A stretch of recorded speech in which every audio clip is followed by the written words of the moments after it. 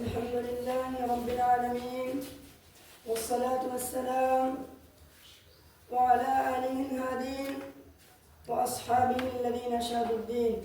أما بعد، فقد قال الله تبارك وتعالى في القرآن الكريم والفرقان الحميد: أعوذ بالله من الشيطان الرجيم. بسم الله الرحمن الرحيم. ذلك الكتاب لا ريب فيه هدى للمتقين. وقال النبي صلى الله عليه وسلم: خيركم من تعلم القرآن وعلمه. صدق اللہ العظیم.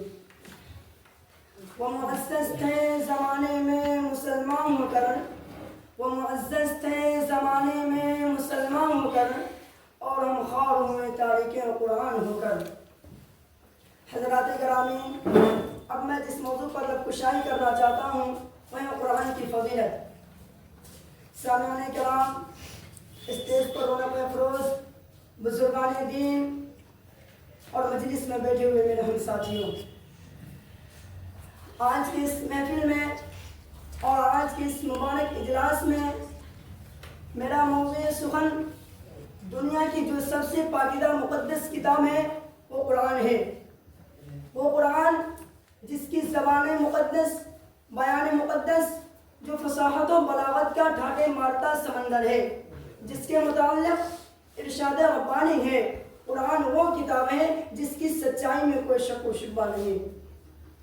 میرے نوجوان دوستوں، قرآن پاک رب ذوالجلال کی طرف سے عطا کردہ وہ حسین تحفہ ہے کہ جس نے 23 برس کی قلیل مدت میں پورے عالم میں انقلاب برپا کر دیا کہ بڑے سے بڑے فصحا، بلاغا، ادبا اور شعراء حیران و ششدر رہ گئے، جس کی آیتوں کو سن کر سمندر کی مچھلیاں بھی جھوم اٹھی.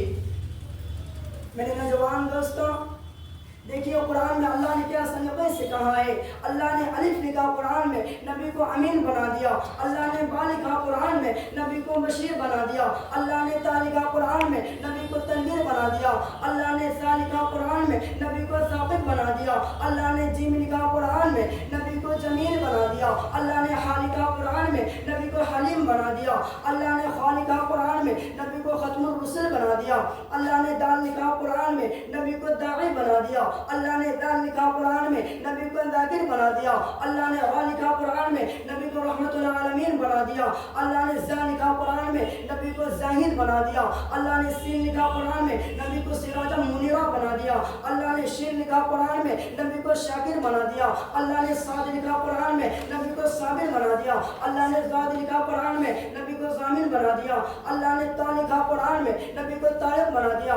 اللہ نے زا لکھا قرآن میں، نبی کو ظفر بنا دیا. اللہ نے فا لکھا قرآن میں، نبی کو فاتح مکہ بنا دیا. اللہ نے قاف لکھا قرآن میں، نبی کو قوی بنا دیا. اللہ نے کاف لکھا قرآن میں، نبی کو کریم بنا دیا. اللہ نے لام لکھا قرآن میں، نبی کو لعیق بنا دیا.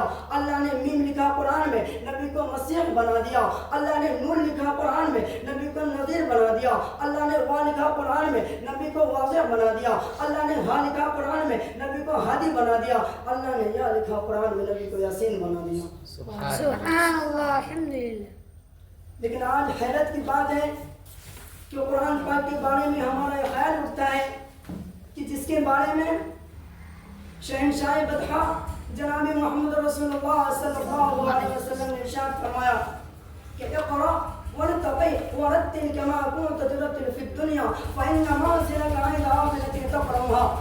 کہ قیامت کے دن حافظ قرآن سے کہا جائے گا قرآن پڑھتا جا اور جنت کے درجوں پر چڑھتا جا اور ٹھہر کے پر جیسا کہ تو دنیا میں ٹھہر کے پڑھتا تھا، بس تمام مقام اور ٹھکانہ وہی ہوگا جہاں تو آخری آیت پر پہنچے. یاد رکھو یہ قرآن دنیا کی سب سے بڑی نعمت ہے. زمین و آسمان، چاند و سورج کو اس کا مقابلہ نہیں کر سکتا. اور کیوں نہ ہو جبکہ اس کے اتارنے والا امین، جس کے ذریعے اتارا گیا وہ بھی امین، جس ذات پر نازل ہوا وہ بھی امین، جس مقام پر نازل ہوا وہ بھی امین، جس مہینے میں نازل ہوا وہ تمام مہینوں سے افضل ہے، اور جس رات میں نازل ہوا وہ 1000 مہینوں سے بہتر ہے. اللہ کا یہ مقدس کلام تمام کلاموں سے افضل برتر ہے. حدیث پاک میں آتا ہے فضل کلام اللہ علی سائر الکلام کفضل اللہ علی خلقہ. کہ اللہ کے کلام کو سب کلاموں پر ایسی ہی فضیلت ہے جیسی کہ حق تعالیٰ شانوں کو تمام مخلوق پر اللہ کا دلارا اور خدا کا پیارا نبی ارشاد فرماتا ہے کہ جس نے قرآن پڑھا اور اس پر عمل کیا اس کے والدین کو کل قیامت کے دن سورج سے بھی زیادہ روشن تاج پہنایا جائے گا۔ غور کرنے کا مقام ہے جب والدین کو اس گراں قدر انعام سے نوازا جائے گا تو خود پڑھنے والے کے مقام اور مرتبہ کا کیا عالم ہوگا۔ حضرات، قیامت کا میدان ہوگا اور ایسے 10 آدمی جن کے لیے جہنم واجب ہو چکی ہوگی۔ حافظ قرآن اپنے رب کی بارگاہ میں سفارش کرے گا، پروردگار عالم کی سفارش قبول کر لے گا اور اس حافظ کی برکت سے ان کو نجات عطا ہوگی۔ میرے مسلمان بھائیوں، سمجھو اور ہوشیار ہو جاؤ، غفلت کا پردہ چاک کرو، قرآن سے وابستہ ہو جاؤ، ورنہ یاد رکھو تاریخ ہمیں کبھی معاف نہیں کرے گی۔ صحابہ کرام کے کتب خانے میں قرآن پاک کے علاوہ کوئی کتاب نہ تھی، اسی کو لے کر وہ آگے بڑھے اور کامیابی ان کے قدم چومتی چلی گئی۔ وہ قرآن ہی تھا جس کی برکت سے بدر کے میدان میں 313 نے مکہ کی قسمتیں پلٹ دی۔ لیکن آج ہم میں کروڑوں مسلمان ہیں لیکن دوسرے قوم ہم پر سوال ہے۔ جان ہماری محفوظ نہیں، مال ہمارا محفوظ نہیں، عزت و آبرو سے ہماری کھلواڑ ہو رہا ہے، نہ ہماری مساجد محفوظ ہے، نہ ہماری مدارس محفوظ ہے، ظلم و ستم کی چکی ہمارے اوپر گھوم رہی ہے۔ ظلم و ستم کی چکی ہمارے اوپر گھوم رہی ہے۔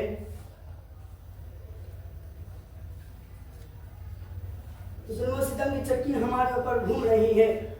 میرے مسلمان بھائیوں، مسلمان کا ایک وہ دور تھا کہ مسلمان کا جنگ حمان بن ولید سے ہوتا ہے۔ حمان بن ولید کا لشکر 60,000 رہتا ہے اور خالد بن ولید کا لشکر بس 60 آدمی رہتا ہے۔ جب حمان بن ولید جب یہ دیکھتا ہے کہ ہم 60,000 ہیں اور ہم سے لڑنے کے لیے بس 60 آدمی لے کر آیا ہے تو چنانچہ حمان بن ولید آگے بڑھتا ہے اور کہتا ہے کہ ہم تو سمجھتے تھے مسلمان قوم بڑی سمجھدار ہوتی ہے، لیکن دیکھ کر یہ معلوم ہوتا ہے کہ تم احمق ہو، 60,000 سے لڑنے کے لیے بس 60 آدمی لے کر آئے ہو، چلے جاؤ یہاں سے، تم اپنے اوپر ظلم کر رہے ہو، چلے جاؤ، ہم تم پر رحم کھا رہے ہیں، تم چلے جاؤ یہاں سے۔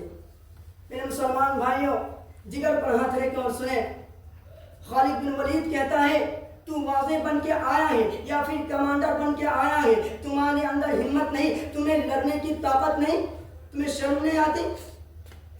حمان بن ولید للکار سن کر اپنی فوجوں کو حکم دیتا ہے کہ پکڑ لو ان 60 آدمیوں کو۔ چنانچہ حملہ شروع ہوتا ہے اور صحابہ کرام ان میں گھس جاتے ہیں۔ اب پتہ نہیں کون کہاں گیا، سوائے تلوار کی چمک اور کھچا کھچ کے علاوہ کچھ نظر نہیں آتا ہے۔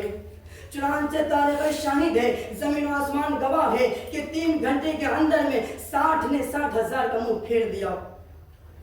حضرات، میں آپ سے پوچھنا چاہتا ہوں کہ وہ کون سی چیز تھی جس نے صحابہ کرام میں اتنی طاقت اور قوت پیدا کی؟ میرے مسلمان بھائیوں، وہ قرآن ہی تھا جس نے ایک کو 1,000 پہ بھاری کر دیا تھا۔ اب میں اپنی تقریر کو یہیں پر ختم کرتا ہوں۔ اللہ تعالیٰ کے سننے سے زیادہ ہم سب کو عمل کرنے کی توفیق عطا فرمائے۔ وما علینا الا البلاغ۔